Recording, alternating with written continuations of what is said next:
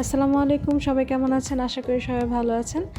আজকে অনেক দিন পর আমি একটি ব্লক প্রিন্টের কাজ নিয়ে আসলাম। আর সত্যি বলতে এটা হচ্ছে আমার শাশুড়ি মার একটি ড্রেস। এটা আমাকে আসলে উনি অনেক দিন ধরে বলছেন যে, "তুমি তো ব্লক প্রিন্টের কাজ পারো, তো আমাকে একটু করে দাও।" তো আমি তো ইদানিং আসলে ক্যানভাস নিয়ে একটু বিজি। তো আমি হচ্ছে অন্যান্য ক্যানভাসে অর্ডারগুলি কমপ্লিট করতেছিলাম। এর জন্য ব্লক প্রিন্টের কাজ অনেক দিন ধরে ধরা হয় না। বাট তারপরেও যেহেতু শাশুড়ি মার ড্রেস, এখন তো কি বলবো, আমার সময় বের করে করতেই হয়েছে।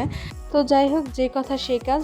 তারপর হচ্ছে আমি রঙগুলি মিশিয়ে নিয়েছি। আমার রঙগুলি একটু ঘন হয়ে আসছিলো, এর জন্য আমি ওটাতে এনকার বাইন্ডার মিশিয়ে নিয়েছি। আর যতটুকু রং নিয়েছিলাম আসলে তার থেকে অনেক বেশি রং লেগেছিলো, আমি ওগুলো আসলে ক্যামেরাতে দেখাতে পারিনি। যাই হোক, আর আমার ব্ল্যাক কালার রংটা একটু শেষও হয়ে আসছিলো, যার কারণে হচ্ছে একটু পানি পানি হয়ে গিয়েছিল, আপনারা দেখতেই পাচ্ছেন হয়তো বা। তো যাই হোক, এরপরে হচ্ছে যেহেতু ঘরে পরবে ড্রেসটা, আসলে এর জন্য আমি তেমনভাবে এর জন্য আর চিন্তা করিনি, যেহেতু আমার শাশুড়ি মার ড্রেস প্লাস হচ্ছে ঘরে পরবে। তো যাই হোক, এর জন্য আর কোনো টেনশন করিনি আর কি, এই হচ্ছে বিষয়। তো আপনারা দেখতেই পাচ্ছেন আমি ডিজাইনটা কমপ্লিট করছি।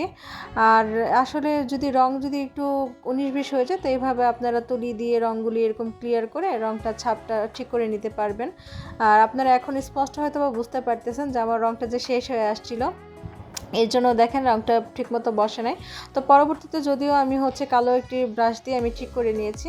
আর এখানে আমি খুবই সিম্পল একটি ডিজাইন করেছি। আমার শাশুড়ি মাই বলেছিল যে এভাবে আসলে ডিজাইনটা খুবই সিম্পল করে দিতে। তো ভালো লাগলে আমার চ্যানেলটি সাবস্ক্রাইব করবেন, পাশে থাকবেন। তো ভালো থাকবেন, আল্লাহ হাফেজ।